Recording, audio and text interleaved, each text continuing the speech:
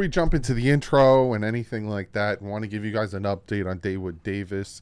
He suffered an injury to the head, but he was taken to Baptist Medical Center in Jacksonville. He is conscious and he is moving all his extremities. Some very, very good news that we got after a very bad hit to Dawood Davis. So good news there. Let's jump into the recap of the Dolphins Jaguars preseason game.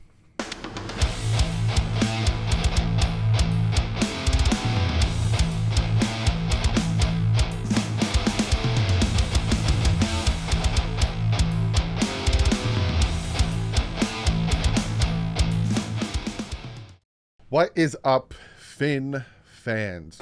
Very scary seeing Dawood Davis go down like that. But it feels good to know that he's conscious and he's moving his extremities. It's not a spinal problem, probably just a very severe concussion. But it's good to hear that. They did end the game early. There was about 8 minutes and 31 seconds left, give or take, when they decided to end the game. Which they should have. There's no point in continuing to play the game at all, especially after something like that. So, good to see that. Now, let's talk about this game. This game was sloppy. It was incredibly sloppy. Now, Tua able to march him down the field. I'm trying to compile my thoughts right now because they're all over the place. I know people are freaking out over this game. We lose 31-18. People are freaking out over it, thinking, oh my God, we suck. This is the start of the end. People are already jumping off Vic Fangio. Oh, Vic Fangio, he's supposed to be the next great thing, and look how, this and that, and oh, I thought the offense was supposed to be good, and look at this and that. Everyone's already starting to, jump ship and go into panic mode when you shouldn't. Just got 2 weeks until the season starts. There are areas that need to be addressed, and there are areas that need to be talked about, and that's what I'm going to do in this video. But I'm not going to sit here and tell you that we're going to win 5 games max because of how we played in the preseason. That's just not how the NFL works. That's just not how the preseason works, and that's not the point of the preseason. So I'm just going to let you guys know about that from jump. Everyone could take a breath. Let's go look at stats real quick. Now, Skylar Thompson played most of the game. Tua had 2 drives, and Skylar came in 15 out of 24 passes, 135 yards, 0 touchdowns, 2 interceptions. He had a 42.9 passer rating. Tua came in, he 4 for 6, 67 yards, no touchdown, no interception, 104.2 passer rating. James Blackman came in 2 for 2, 22 yards, 112.5 passer rating. Savon Ahmed did fantastic, 4 carries, 43 yards until he got injured. Chris Brooks, another guy, did really well, 6 carries for 33 yards. Myles Gaskin, 6 carries for 23. Raheem Mostert only had 4 carries for 7. On the receiving end, ball was all over the place. So River Craycraft, 5 catches, 52 yards. Tyreek with the 1 catch, he took it 32 yards. It was like a 5-6 yard pass that he took the rest of the way, the other 20-something yards. Cedric Wilson Jr., 2 catches, 29 yards. Braxton Berrios, 1 for 16. Robbie Chosen, 1 for 15. Eric Izukoma, 2 for 15. And there you go. And on the defensive side, we had a few sacks. We had 2 sacks. But yeah, that's your statistics-wise. Now, I could go and break it play by play and talk about this stuff. But what I'm going to do is I'm going to tell you what the starting offensive line was, and then I'm going to kind of talk to you guys about good things and bad things. Now, Lamb, Wynn, Williams, Hunt, and Jackson were the starting offensive line. I expect that to be the starting offensive line. Just put Teron Armstead in instead of Kendall Lamb, and there's your starting offensive line. I wouldn't be upset with that. I am worried about Connor Williams, and I'm going to jump right into that. He had a snap that went clear over to his head that turned a big play from Tyreek Hill into a second and, 35. Completely killed that drive. Snap over his head. This is now the second time in 2 weeks his snaps were bad. And just because, I'll say this, because some people are saying, I got a little upset because last year I was talking about the same thing and people kept telling me, relax, relax, relax. And I will preference by saying this. Connor Williams is a top 5 center in the NFL when it comes to pass blocking and run blocking. But since he has transitioned from left guard to center, his snaps have not been consistent. And that's important in the style of offense we run and as a center. So a lot of people tell me, last year told me to calm down. And even now they're like, he was iffy in the preseason, but then he kind of got it together during the regular season. When you watch the quarterback and they have to reach up or they have to reach over or kind of reach down. So, they're in the shotgun and they're like, say, ha, ha, ha, and they kind of have to like go down to get it and come up, or they kind of have to reach up and get it and, set their positions. Playing quarterback and just playing an offense in general, especially one with Mike McDaniel, which is very timing based. You got motions, you got quick crossing routes. You got to decide, am I going to let him keep the ball or am I going to hit the slant? A lot of it's timing.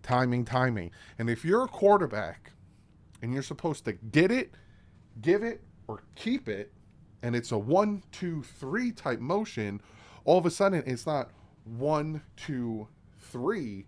It's 1, 2, 3, 4. And then all of a sudden the timing's off is what I'm trying to say to you. So yeah, there's times where the snap doesn't go over their head or the snap doesn't go into the knees and we don't lose the football. There's been a few of those last season.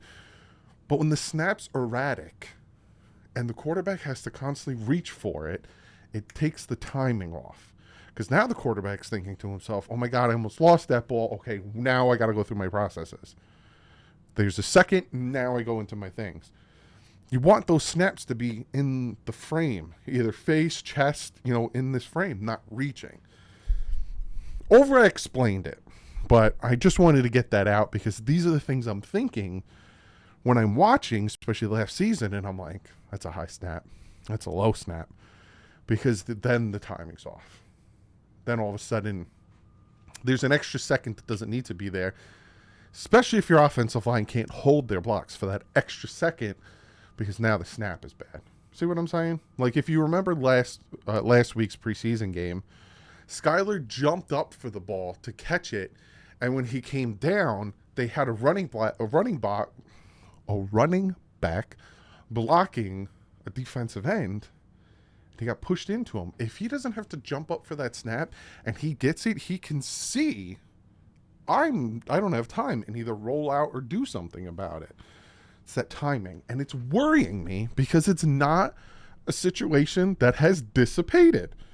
You would think 2 years at the center position, his snaps wouldn't be so erratic. They still are.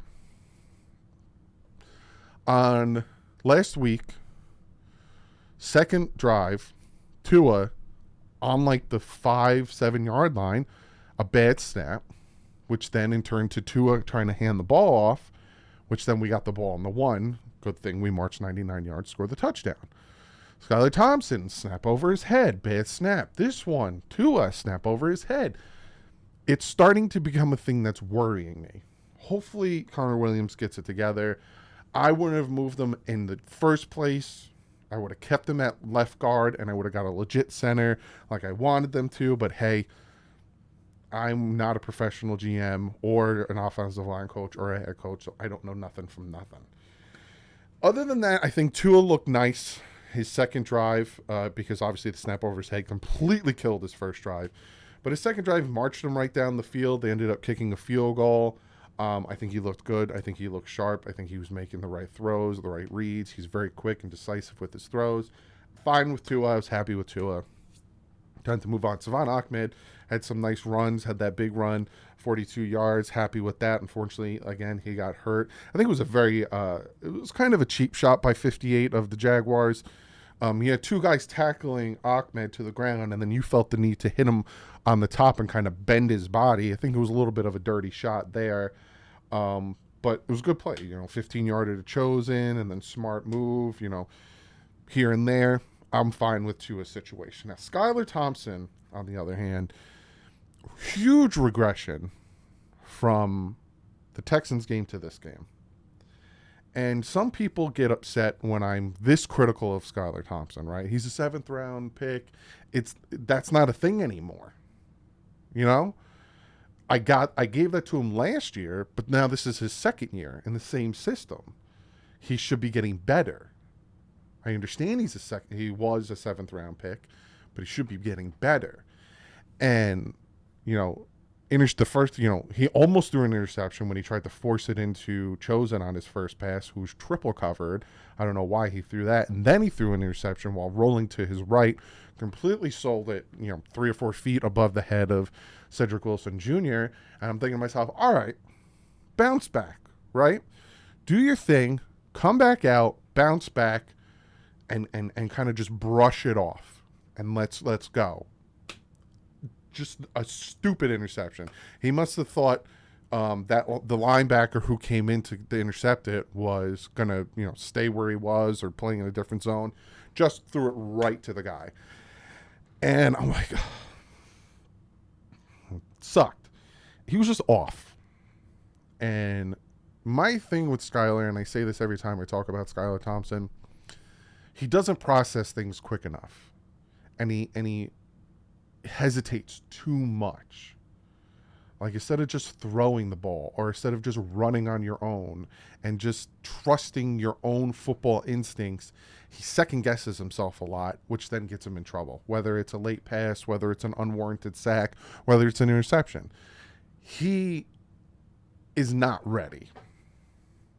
Now, a lot of people, get defensive when I am critical of Skylar Thompson. And they bring up the Buffalo game. Hey, he almost won in Buffalo. Let's pump the brakes there.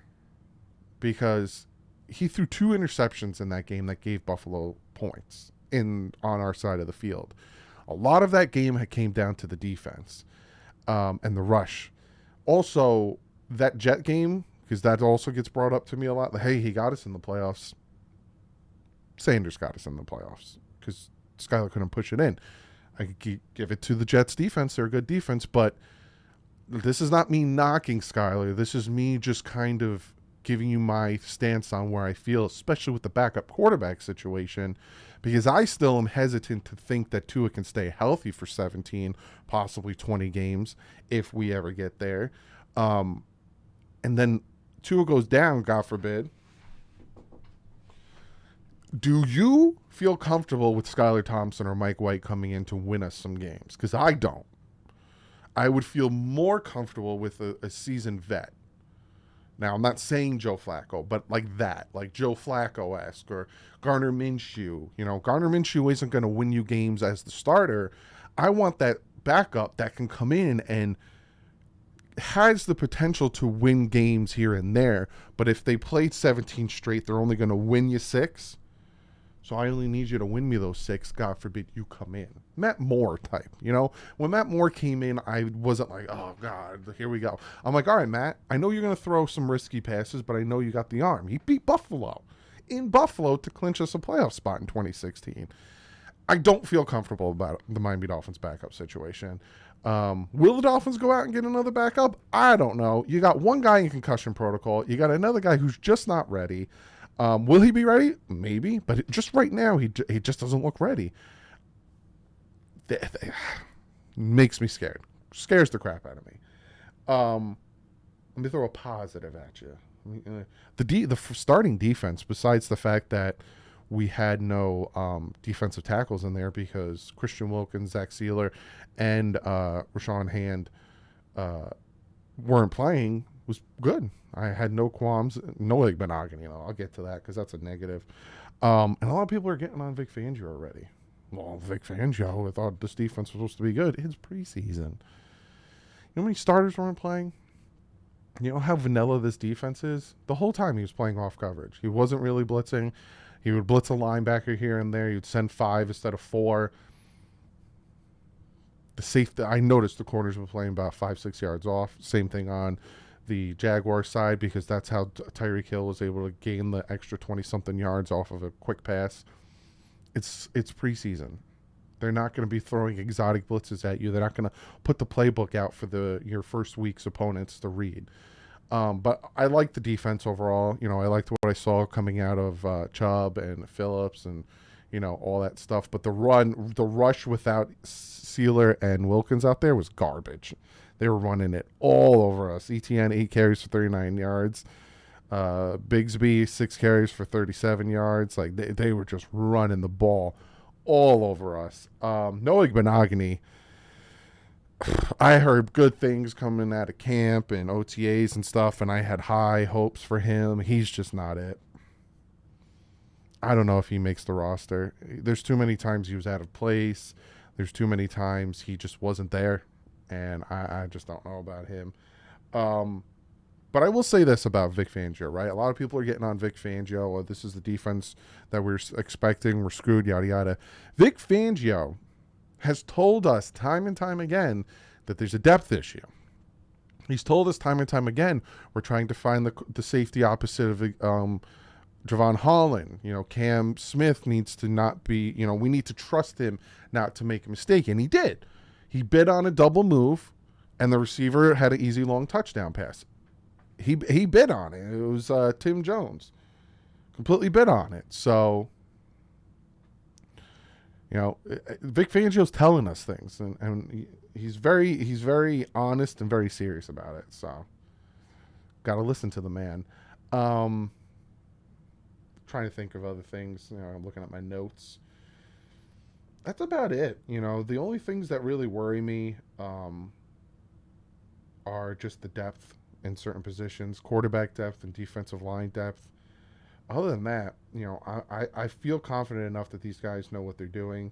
Emmanuel Ogbah was playing out there until the third quarter. Him and Cedric Wilson till the third quarter. 100% trade bait. 100%. So I find that very, very interesting. But that's it. Preseason's over. 2 weeks to get ready for the Chargers. I wouldn't be surprised if they head to LA next week. But comment below. Let me know what you guys think of this preseason. Are you freaking out? Are you not freaking out? Where you at mentally? Comment below. I'll see you guys tomorrow. Gonna try to predict the 53-man roster. But like usual, stay classy. Up and top.